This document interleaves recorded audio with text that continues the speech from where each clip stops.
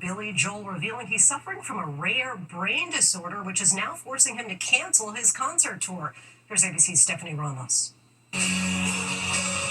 Tonight, a major health scare for legendary rocker Billy Joel, forcing him to cancel his entire tour. Joel, who was set to kick off a 17-show summer tour starting in Pittsburgh in July, revealing he's been diagnosed with normal pressure hydrocephalus, a rare brain disorder where excess spinal fluid connects deep inside the brain, causing problems with cognitive function, like thinking, reasoning, and even walking. Generally, this is a condition of older people. Between 70 and 79, it's felt to affect about 0.2% of the population, so very rare. The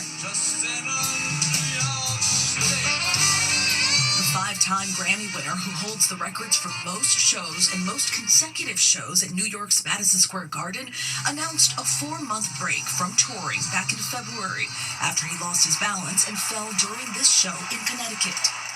Writing at the time, "While I regret postponing any shows, my health must come first." Lindsay, experts say this is considered treatable and reversible. Joel says he's thankful for the care he's getting and looks forward to hitting the stage as soon as he can. Lindsay. Sending well wishes to the Piano Man. Stephanie, thank you. Now to President Trump reigniting his global trade war, targeting America's allies and one of the most valuable companies in the world.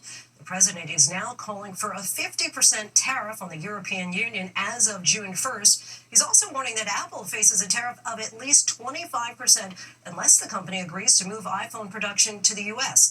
The stock market responding with losses across the board. President Trump pressed about his tariffs potentially costing Americans jobs and money. ABC's Mary Bruce reports from the White House. Tonight, President Trump reigniting his trade war, threatening to impose a 50% tariff on European products and warning American tech giant Apple it will face a 25% tariff if iPhones aren't fully made in the U.S. It's time that we play the game the way I know how to play the game. The announcement injecting fresh uncertainty into the markets, stocks sliding. Trump says ongoing trade talks with the EU, one of our largest trading partners, are, quote, going nowhere. Hoping to light a fire, the president now says that 50% tariff will go into effect a little over a week from now, on June 1st. Is there anything the EU can do? I don't know. We're going to see what happens, but right now it's going on June 1st, and that's the way it is. No, they haven't treated us properly. They haven't treated our country properly. And for the first time today, he's zeroing in on an American company, saying he will slap a 25% tariff on Apple if iPhones are not fully manufactured in the U.S., and threatening to do the same to other smartphone producers too, like Samsung. The iPhone, if they're going to sell it in America, I want it to be built in the United States. They're able to do that. But experts say they're not, that fully moving production to the U.S. isn't realistic. It's a fairy tale that Apple could ultimately take production of iPhones and move that to the U.S. The reality is that it would take tens of billions of dollars even to move 5 to 10% of the supply chain. That cost then passed on to consumers. By one estimate, manufacturing iPhones in the U.S. could nearly triple its cost, up to roughly $3,500 per phone. Apple has yet to respond, but CEO Tim Cook has already promised to invest $500 billion in the U.S. over the next 4 years. But that's not enough for the president. He said he's going to India to build plants. I said, that's okay to go to India, but you're not going to sell into here without tariffs. And that's the way it is. As Americans brace for potential price hikes, tonight Trump is facing questions about whether he's profiting off the presidency after his exclusive dinner last night for top investors in his cryptocurrency venture. Critics condemning it as a brazen example of pay for play. More than 200 crypto traders, including many from overseas, spending more than $140 million collectively to gain access to the dinner. We pressed the White House about the ethical concerns. The Trump family is making money off of this, so can you just explain how is this not the president using the office to enrich himself? All of the president's assets are in a blind trust, which is managed by his children, and I would argue one of the many reasons that the American people reelected this president back to this office is because he was a very successful businessman before giving it up to publicly serve our country.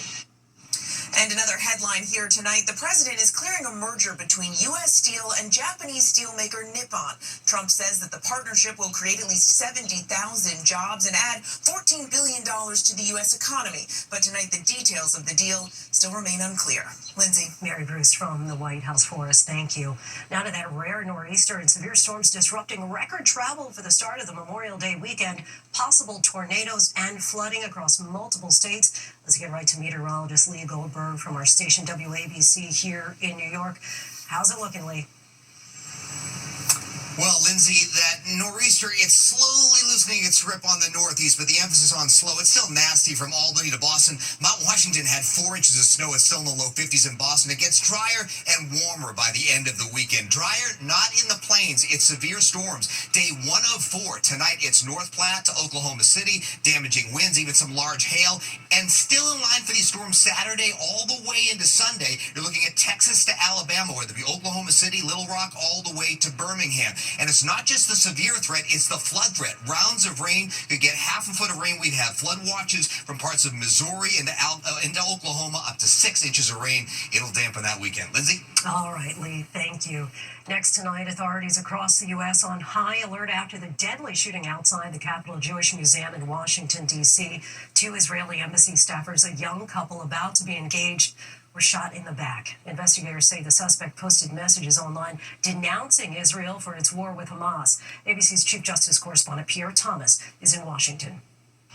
Tonight, heightened security at Jewish houses of worship in the wake of the assassination of those 2 members of the Israeli embassy. No one should be fearful to go to a Jewish event, to go to a synagogue. It's absolutely infuriating. This as the FBI continues its investigation into the life of suspect Elias Rodriguez, trying to make certain that he's not part of a terror network. Free Palestine! We're continuing to investigate and contact the subject's associates, his family members, and co-workers. Authorities also examining the suspect's social media posts. Sources telling ABC News the suspect had posted about the Israeli-Hamas conflict since 2023, allegedly calling for violence against Israel. A federal criminal complaint laying out chilling details, revealing that the killer fired more than 21 bullets from a 9mm handgun that police say they recovered. The complaint describing surveillance footage that allegedly shows the killer leaning over the couple after shooting them in the back and repeatedly firing. Tonight, family and friends heartbroken. Yaron Lashinsky, a dual German-Israeli citizen, and his girlfriend, Sarah Milgram, who was originally from Kansas, about to be engaged. Lashinsky had just bought the ring last week. Yaron was the kind of guy that would have conversations with anybody about anything. Sarah was so empathetic and talking about how the people in Israel are suffering, the Palestinians in Israel are suffering. She was an incredible person. The suspect, who police say confessed to killing the couple, did not fight being held by bond. He's next due in court in June, Lindsay. Pierre, thank you. Now to the escalating showdown between President Trump and Harvard University. 24 hours after the administration barred the school from enrolling international students, today a federal judge blocked that order. Here's ABC's senior White House correspondent Selena Wang. Tonight, the escalating battle between Harvard University and the Trump administration. Harvard's going to have to change its ways. So are some others. Today, a federal judge temporarily blocking President Trump's move to ban Harvard from enrolling international students, writing, the university showed it would cause immediate and irreparable injury. The Department of Homeland Security had ordered that existing foreign students at Harvard must transfer or lose their legal status, stating it is a privilege, not a right, for universities to enroll foreign students. Harvard suing the Trump administration, the university's president stating, "We condemn this unlawful and unwarranted action." Harvard's former president warning the move will deter the best and brightest from studying in the United States. We attract extraordinarily talented people, and we are giving that up because of our own choices. And for now, the future of Harvard's nearly 7,000 international students, about a quarter of the total student body, hangs in the balance. Still very much in shock, lots of uncertainties right now. We're being used as poker chips in a battle between Trump and Harvard. It is so cruel. And Lindsay, a hearing on this is set for next week. This comes as Harvard has also sued the Trump administration for blocking more than $2 billion in funding to the university. Lindsay? Selena, thank you. Overseas tonight, the incredible images coming in as Ukraine and Russia take what could be a major step towards some semblance of peace. Let's bring in ABC's chief foreign correspondent, Ian Pannell. And Ian, this would be the largest prisoner exchange since the start of the war. Lindsay, just incredibly emotional scenes have joined Ukraine today as hundreds of prisoners of war were reunited with their loved ones. This is the first wave of up to 1,000 Ukrainians and 1,000 Russians expected to be swapped over the weekend. It's the result of face-to-face meetings held last week. But meanwhile, Russia launching more attacks on Ukraine again tonight. Lindsay, President Trump expressing hope that this prisoner exchange could lead to, quote, something big. But the Kremlin saying there are no plans right now for another face-to-face meeting with Ukraine. Lindsay? Ian, thank you. Tonight, the UN warns Gaza is entering the cruelest phase of the war between Israel and Hamas, with the supplies now slowly rolling in. UN officials believe at least 600 aid trucks are needed every day to help ease the humanitarian crisis there. The UN clarifying reports about the urgent need for food and supplies in Gaza, saying roughly 14,000 babies are at risk of severe acute malnutrition between now and March of next year. When we come back, the news just coming in, new arrests in that brazen jailbreak in New Orleans with 5 inmates still on the run. And the rescue at sea, the cruise ship, and look at who they found stranded in the water. Convicted in the fatal movie set shooting has been released from prison. Hannah Gutierrez Reed was released from a New Mexico facility earlier today after serving more than 14 months. She was found guilty of involuntary manslaughter for her role in the fatal shooting of cinematographer Helena Hutchins. When we come back, finally tonight, America Strong. Father's Day came early in one Detroit courtroom.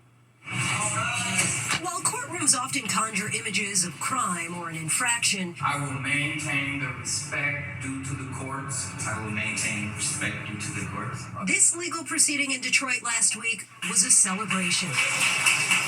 Chief Judge David Braxton of Wayne County Probate Court swearing in his own son, David Braxton Jr., as an attorney. When I gave the oath, I almost cried, and to see him standing here, I just had all these flashes of my baby is now a man, married, children, and now entering on this. Just trying to focus on not crying. Since he was a young boy, David Braxton Jr. has looked up to his dad, who became a judge in 2015. It was my dream, but my dream, I didn't want to try to make their dream.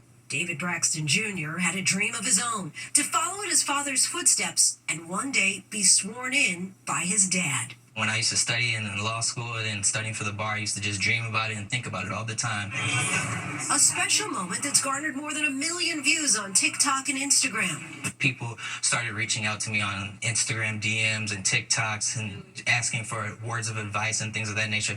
Turns out there's some truth to the old adage, like father, like son. Attorney Braxton said he'd ultimately like to be known as Judge Braxton. Apple doesn't fall far. Thanks so much for watching. I'm Lindsay Davis for David and all of us here. Good night.